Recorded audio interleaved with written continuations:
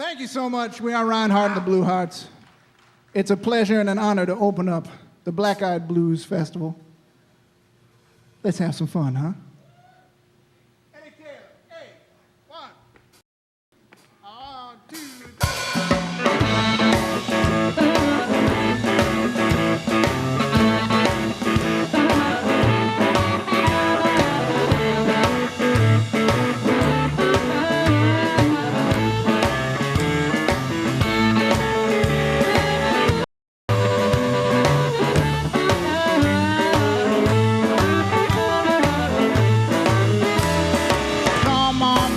help me to spend this dough. Yeah. Come on, baby, help me to spend this dough. Well, I'm all dressed up, I got no place to go. My pockets are filled up to the top with dough. Pockets are filled up to the top with dough. There's a place down the street we can really, really rock and roll. The sun is shining on both sides of the street. The sun is shining on both sides of the street. I got a smile on my face for any pretty girl I meet. Get up!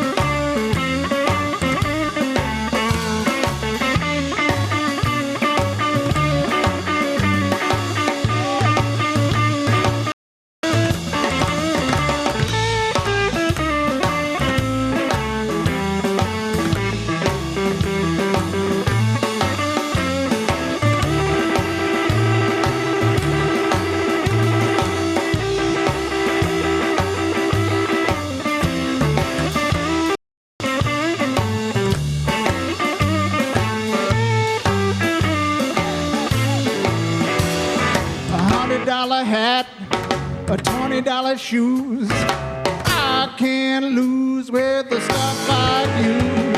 Oh, come on, baby, help me and this dog. Well, I'm all dressed up, I got no place to go.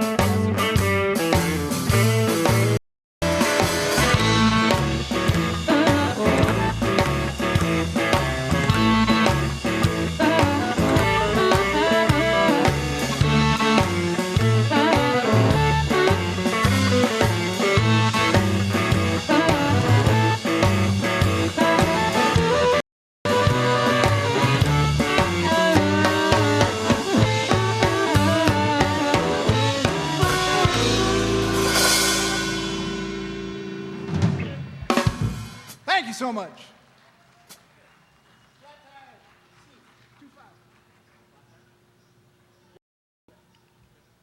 Ready? 1, 2, 2.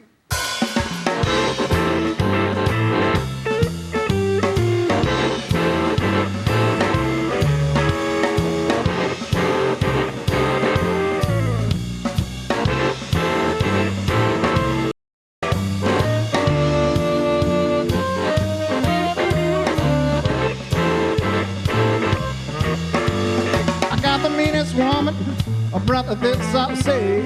Treats me so mean, she begs my head to grave. What kind of woman is that? What kind of woman is that? What kind of woman would treat me so mean? On Friday night she goes out with her friends. Come to find out, all her friends are men. What kind of woman is that? What kind of woman is that? What kind of woman would treat me so mean? Go ahead.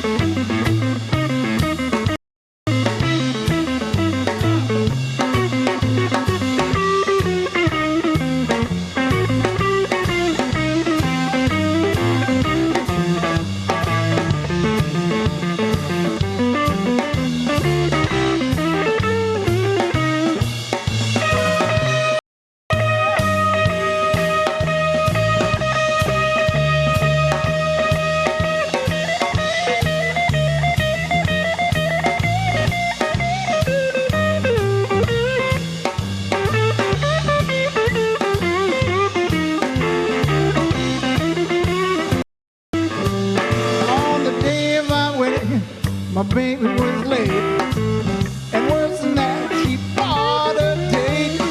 What kind of woman is that? What kind of woman is that? What kind of woman treats me so mean? Making love to my baby, it was good as it could get.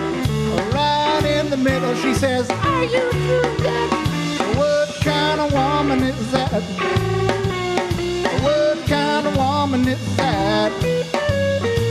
What kind of woman would treat me so mean?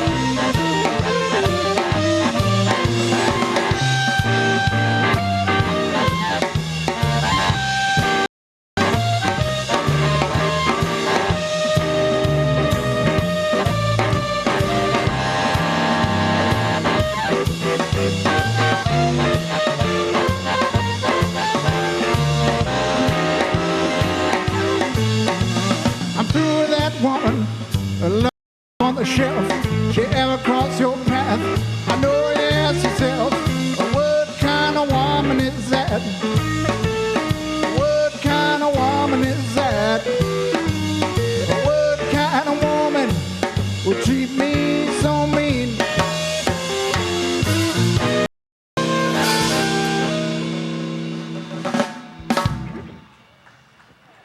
Thank you so much, ladies and gentlemen. I wrote that song all by myself, and you can find it on a debut CD called Empty Wallet on the Fartone label.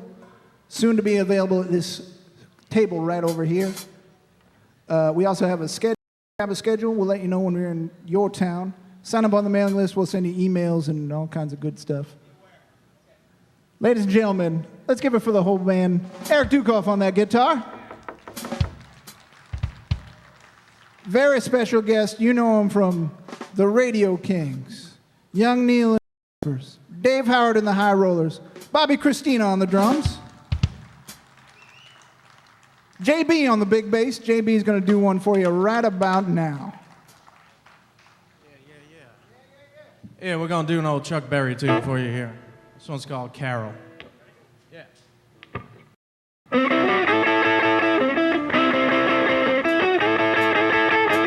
Whoa, Carol, don't let them see your heart away. Well, I'm gonna learn to dance if it takes me all night and day. We'll come into my machine, we can cruise on out. Back to a crazy little joint where we can jump and shout. Not too far back off the highway, not too long to ride. You park your car out in the open and you walk inside. A little girl takes your hat, you said thank you, ma'am. Well, every time you hit the scene, you find the joy in the jam.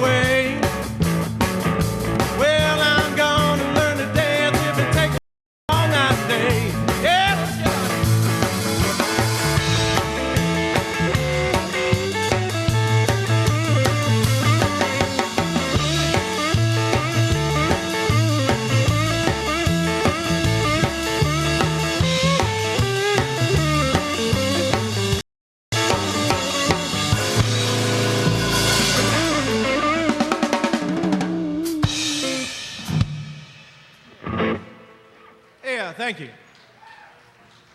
How about it one more time for JB, Jeff Berg on that big bass.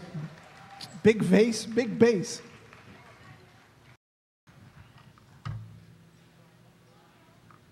Well, you can't call yourself a blues band without doing one of these.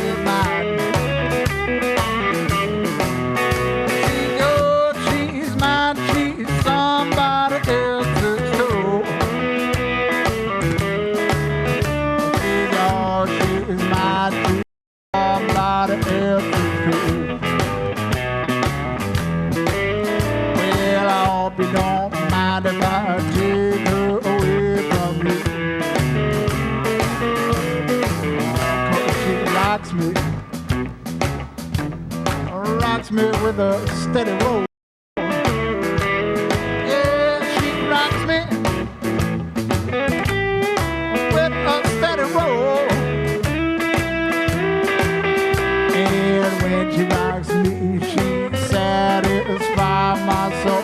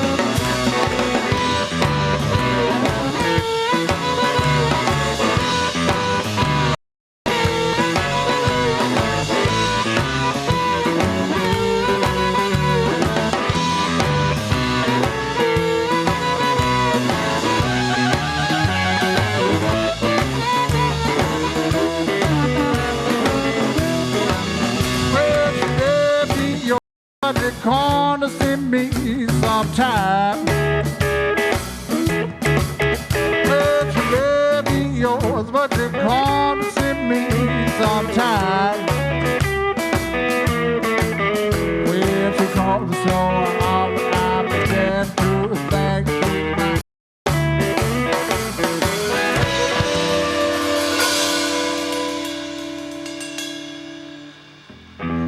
Thank you so much. We're going to turn it over to the guitar man, Mr. Eric Dukoff's going to do one for you, and you're going to like it. I know it.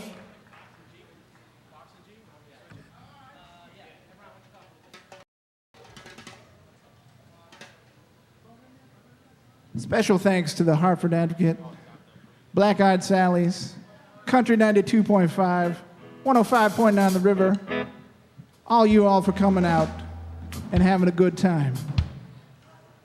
Yeah. One more time. In the band. Very special guest, Bobby Christina on the drums. JB on the bass. And right now, Eric Dukoff on the guitar and the vocals.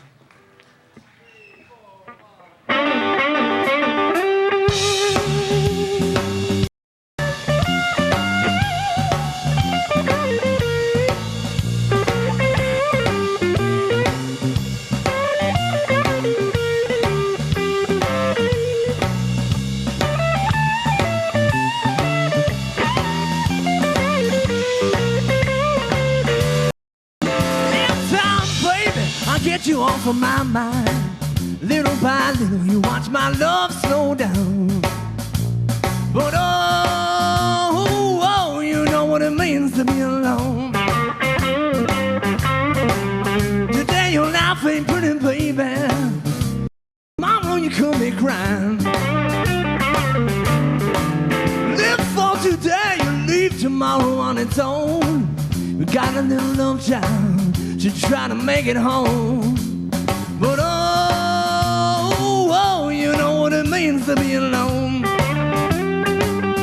Today your life ain't pretty, baby. Tomorrow you could be crying.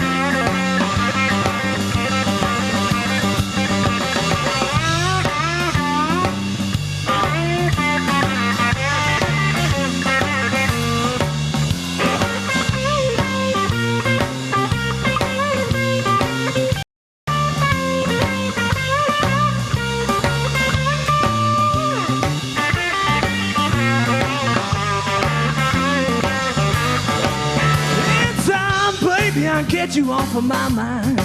Little by little, you watch my love slow down.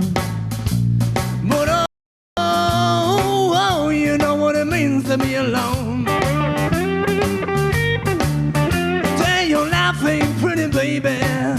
Tomorrow you come here crying. That's an old saying, every dog will have his day. Good dog will, the bad one fades away. But oh, you know what it means to be alone. Today your life ain't pretty, baby. Tomorrow you come here crying.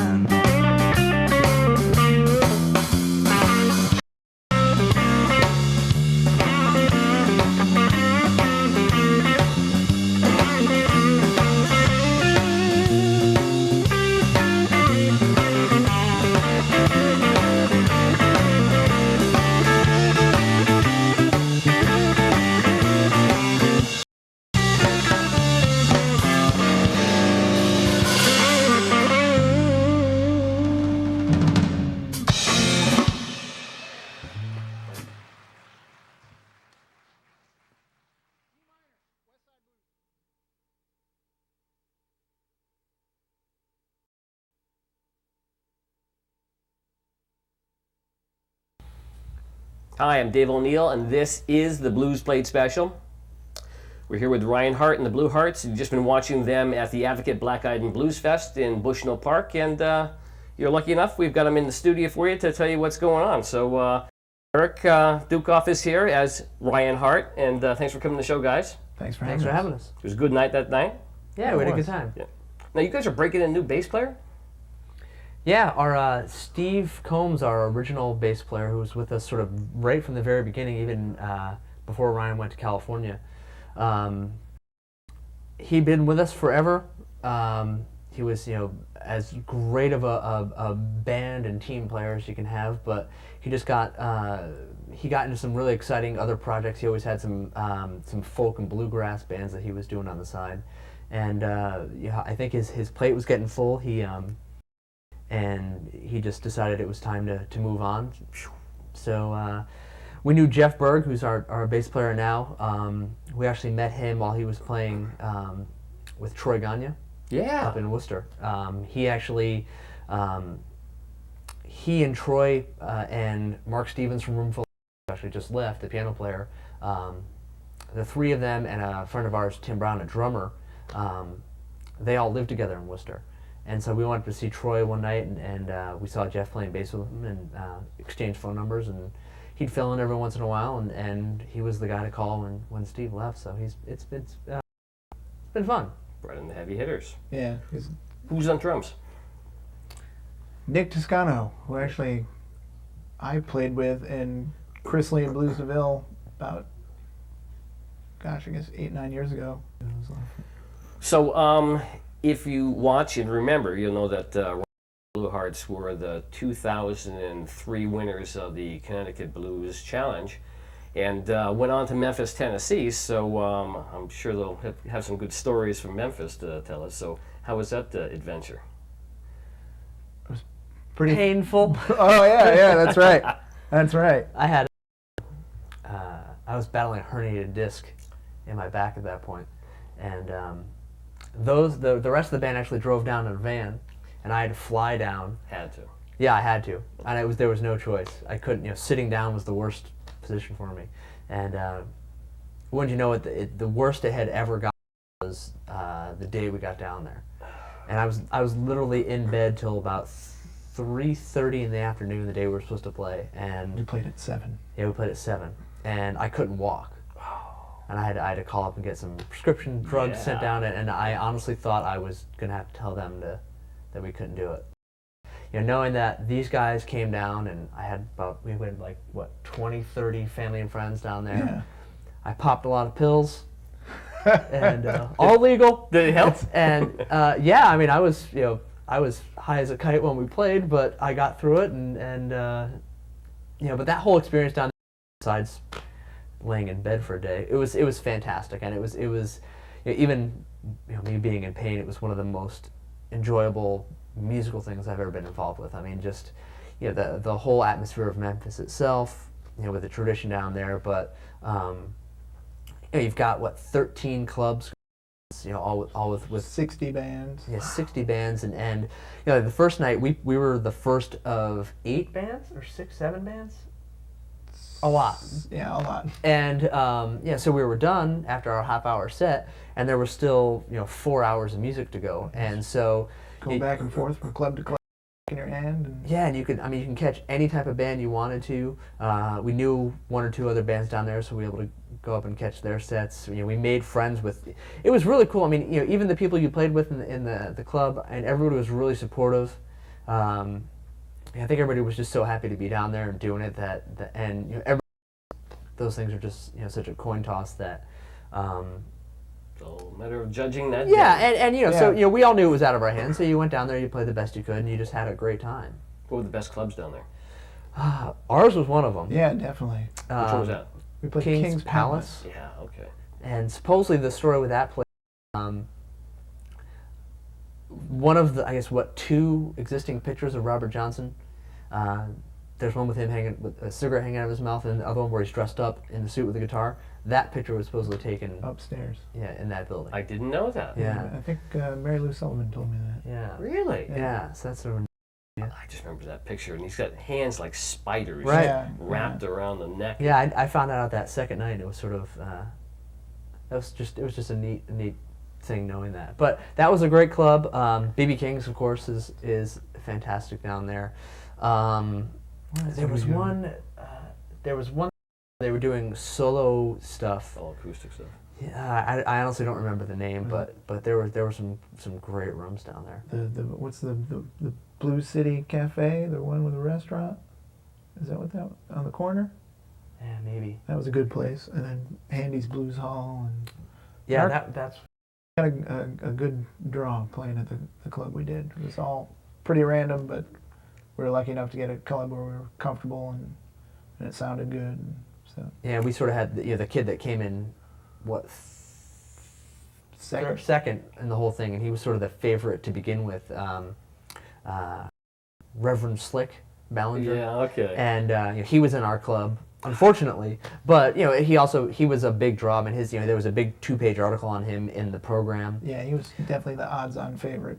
So but the kid was fantastic, and he was a blast to watch. But that drew people in to begin with. And played right after the second night. Right after him, the second. Okay, But it was, the place was filled and hopping by that time. So Must be a good experience. oh, it was fantastic. And I'd say to anybody, just get down there at least once. I know with the Handy Awards, they've got the Memphis Street Festival thing where it's even more busy, and I'd love to get down there for that. And it's just the atmosphere, the food, everything is just. I gotta get down there myself. Oh, if you haven't been, just go. It's fantastic. After the show, just head down. Yeah, let's go right now. Okay. I don't care if it's 10 in the morning or 1 at night. I'll walk up and down anytime. It's just always something to do. Good food, good beer. Next year. Good I'm music. saying next year. Okay, so your current release, Empty Wallet, is out, and it was produced by Rick Holstrom, who was the former guitarist for Rod Piazza and the Mighty Flyers. So tell me, how do you get a heavy hit like Rick Holstrom to produce your CD? We met Rick when he was coming out with Rod a number of years ago. Just every time they came through, we would just introduce ourselves and try to pick their brain. And I was just getting into really heavily into blues guitar when I had first seen them. So, of course, my first time going up to him, asking him if he could recommend people to listen to, and he was always really open and honest, and we just kept in touch. And then Ryan moved to California, and that was probably the biggest for him. He was living in his backyard. Yeah, I hung out with Rick a lot. You weren't actually living in No, not actually in his backyard. But I'd go see Rod Piazza, I don't know, a couple times a month, and Rick had a solo band. He'd play a couple times a month, and it's just all my friends, young guitar players that were, not students in the official term, but they were Rick's disciples or whatever you want to call it, and we'd all go see, Rick and Rod and Junior Watson, and so I learned a lot from Rick and all those Southern California guys when I was out there. And when I moved back, we're thinking, who are we going to get to do the record? We tried producing it ourselves once. We were almost done with the whole thing. It's just not what we're looking for. We thought about, we could get Duke Robillard, but we really don't know him, and we threw out some others. And then I think Rick called us up. He said, "Hey, you guys still planning on going to the studio?" Yeah, it was so incredible time, and I think we had emailed him once and asked him if he'd be interested, and he said yes, but just finding the time, because he was he said he's in the area, then he's gone the next day. They had 2 days off after a show at Theodore's in Springfield. They were playing, I can't remember where they were going next, but they had 2 days off, and we went into the studio with Rick and Steve McGallion. Yep. Those 2 days. Which studio? We went into a place called the Electric Cave in Portsmouth, New Hampshire. Troy Gagnon recorded his solo record there, so that's where I got the initial idea to do it up there. His record sounded great. And then Troy turned Kim Wilson onto the studio. Troy had such good experience and got a good sounding record. So Wilson and his whole band went in there and did a record about a month before. So the guy knew how to get the sound that we're going for. Yeah. So what does he have to offer to putting together a disc? Like, what's his style? Or like, I've Who's never that? produced Rick? for Rick. Yeah. He's the greatest thing I could say about working with Rick was just his the musical guidance and the knowledge that he gave more than anything. He I was actually talking to him the other day. He doesn't know. He knows a little bit about the technical end, but still you're relying on the engineer to do a lot of that. He just sort of knows, as far as that goes. When I did my, the engineer sort of set it up like this, so he tries to get them to follow that. But plus, a lot of the records he had come up doing as a sideman were at this place that a lot of good records were done in Southern California, a place called Pacifica, where William Clark did a lot of records, and he did a couple Piazza records there too, and all the local guys were there. And so Rick learned by being on other people's sessions, and then he did a couple of records with Johnny Dyer, who's a harp player from Mississippi who lived in Los Angeles. And we basically went to Rick. We said we want it to sound like the first Johnny Dyer record, which is a real, sort of 50s chess record sound. did a pretty good job of getting that record for us, Yeah. that sound for us. Yeah, Really it's definitely lo-fi. I mean, lo-fi. Yeah. Probably, we all admit now we might have gone a little lo-fi, but it was cool. That's what we were shooting for. It was a good first shot. It's getting airplay. Yeah, and we're looking forward to doing another. I mean, it's that captured what we were doing then. It definitely has some mistakes on it, like but it was recorded live in one room, and there's probably there's half a dozen overdubs on that. More with some vocal stuff, but that was sort of planned from the beginning. But as far as the band going, It's all right there. yeah, it's all. I mean, we were all. Warts and all, as they say. Yeah, and we were Live sound. Yeah, Yeah. we were all in one room. I mean, the amps weren't even really separated. They were in separate rooms, but the doors were open, blasting towards us. The piano player wore headphones, so we could actually hear him because he was on an acoustic piano. It helps. But other than that, I mean, it was as live as you can get. I know even Rick and Steve had said many times during that, God, we've never even done it like this. He does like that live sound, though. Yeah. So I noticed that you're playing a harmony guitar now, and then I noticed that Rick plays a harmony as well too. So is that a particular style thing you picked up from him, or you just like the way he sounds? I mean, obviously I saw him playing those, and I'd seen Junior Watson playing them. That's where you got it from, then. Right, exactly. But I mean, I can honestly say I've got a black one, and it's got this crazy metal binding. It looks like it's like torn off like a 50s kitchen table. But I had bought it online before it's a lot like the guitar Rick uses. But I bought it really just thinking it was sort of the same thing. I really didn't know much about it, and I got it back, and I had to put just about as much into it as I paid for it. Really? Yeah, and you can get them.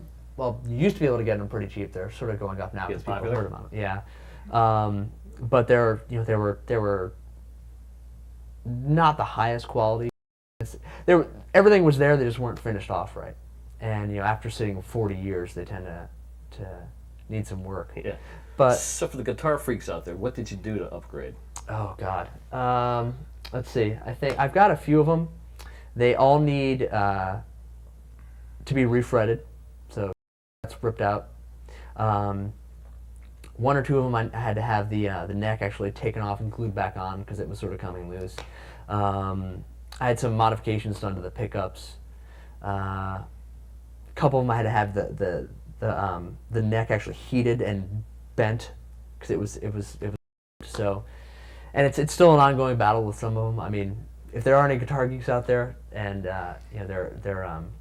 they're fantastic sounding guitars, but they're not gonna behave like Predictably. like a Gibson or even a Fender or something that you can do your quick adjustment, and they're great guitars. I wish it was like that, but the reason I've bought a couple of them because literally there's always a time where one is unplayable and 2R or the other way around. Just Once a month I get a call. The neck on my so-and-so is messed up. yeah, because the weather and the humidity just with this Raises changes. It just they're so temperamental. It's unbelievable. What do you run it through? I got a couple different. Yeah, I like old Fender Pro amps. Anything with tweed is the old 50 style amps are great. I've got a few of these old Airline amps. It was made by Montgomery Ward. Oh yeah, The store, right on the department catalog. store. Yeah, that was their Airline was their store brand, made by Valco. Who they made harmony amps and Silvertone amps. I've got a couple of those that you can find them. Again with all the now all the Fenders and Gibsons, the prices have shot through the roof. So now with that stuff, now it's finally filtering down to the junkier stuff. That stuff's getting expensive too. But I mean basically anything. I like 15-inch speakers in there. It just seems to have a cool sound, and it seems like the older and fuzzier the better. And same thing with those. You usually have to put some work into them, but there's not a ton to the circuit. They're pretty simple early circuits. So once you get it running, knock on wood, they last. tube. Yeah, a couple tubes. So speaking of your sound, so Was it you that formed this band and put it all together, or? Yeah, Easy. It's tough to say. Eric and I tried to put a band together Okay. while I was in Blues DeVille, and we put ads in the paper and auditioned. We were thinking maybe we'd want another rhythm player, and we couldn't find anybody that was good enough. And And this is when we were horrible. we were Man, really were we bad. horrible. And we couldn't find decent drummers, and the only bass player that answered our ad was Steve, who was with us for, Eric played with him a little bit when, actually you went to California. Right. You- Right before you came back. You hooked up again with Steve, and we're trying out a trio. And I called up and said, "Yeah, I'm moving back from California." And Eric said, "I guess our trio is going to be a quartet now. Ryan's coming back." So So what would you classify your sound as? Like a West Coast jump blues? Or? yeah, I guess that's the best way to put it. Even though we're from Connecticut, we play West Coast blues. It's the harmonica, the archtop guitar, the upright bass, and the double shuffle drums that you'll see Rob Piazza, Linwood Slim, William Clark, all those guys from California do. Sounds exciting. So, all right, don't go anywhere. As you can see, you heard great music. You found out a lot about these guys, past, future, and present. So, Empty Wallet is the last one. If you don't have a disc, pick it up. And as you can see, the next one's on track. Going to be out in a little bit. So, maybe you'll catch a couple cuts from this if you don't go anywhere. There's a few more. Keep watching.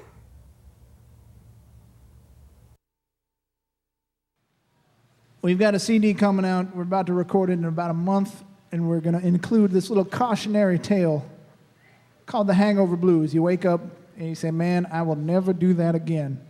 But you do, don't you?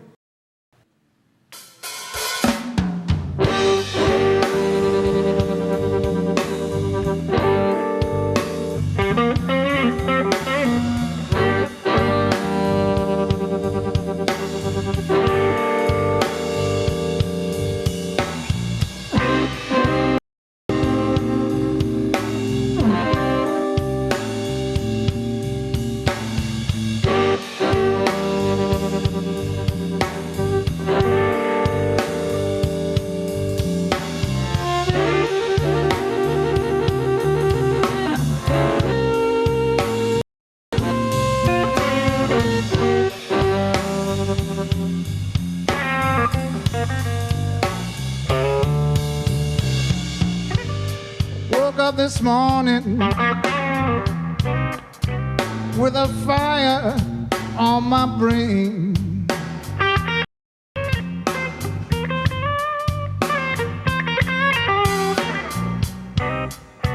Woke up this morning with a fire on my brain.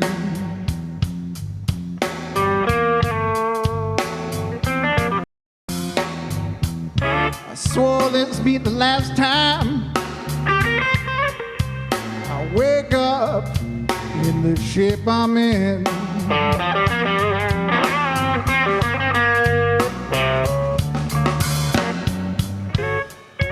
Whiskey and women, you've heard it all before.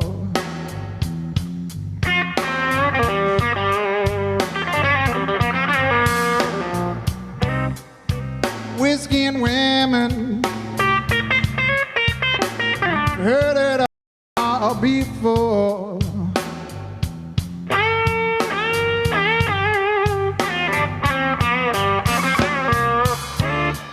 But that old cliche put me on this concrete floor. What you say?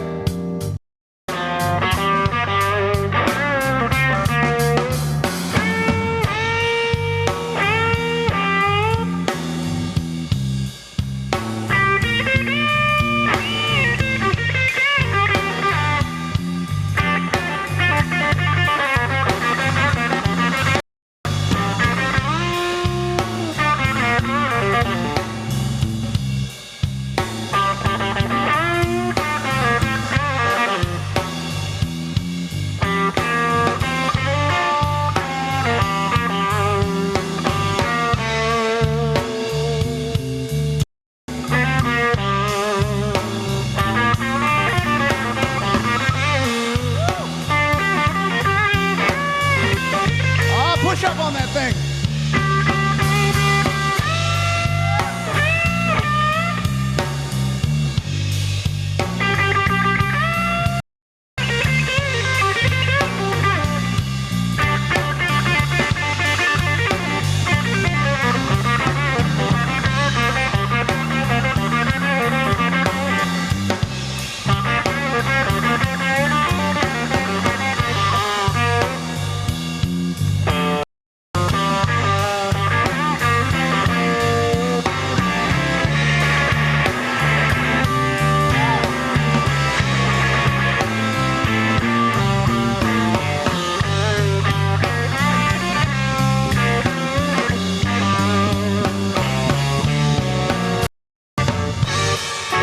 One too many, just a little bit too late.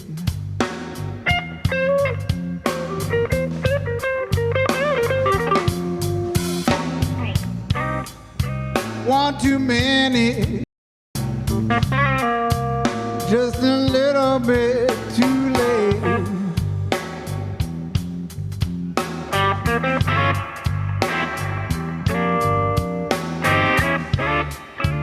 Bit off more than I could chew.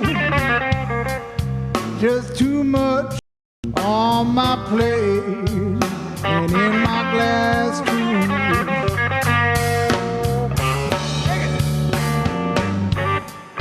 I told my wife wouldn't come home drunk again.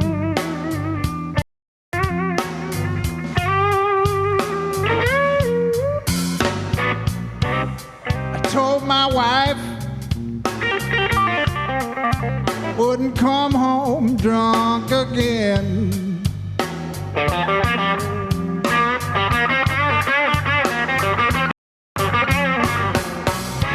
Now that she's gone, whiskey is my only friend. That's the truth.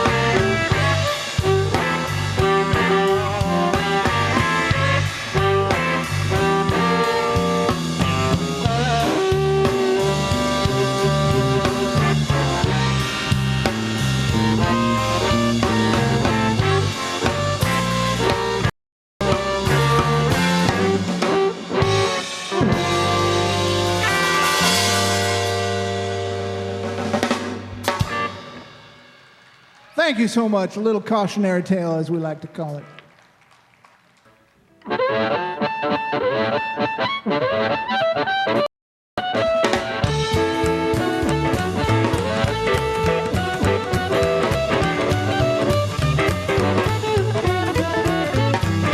and he was sitting on a rock and told him, let me wind your clock, 'cause I can't stop it. I can't stop it. Can't stop loving you. He said, look ahead, Daddy, there's nothing to it. What in the world you trying to do? I can't stop it. I can't stop it. I can't stop it. Can't stop loving you. 1, 2, 3, 4, 5, 6, 7, 8, 9, 10.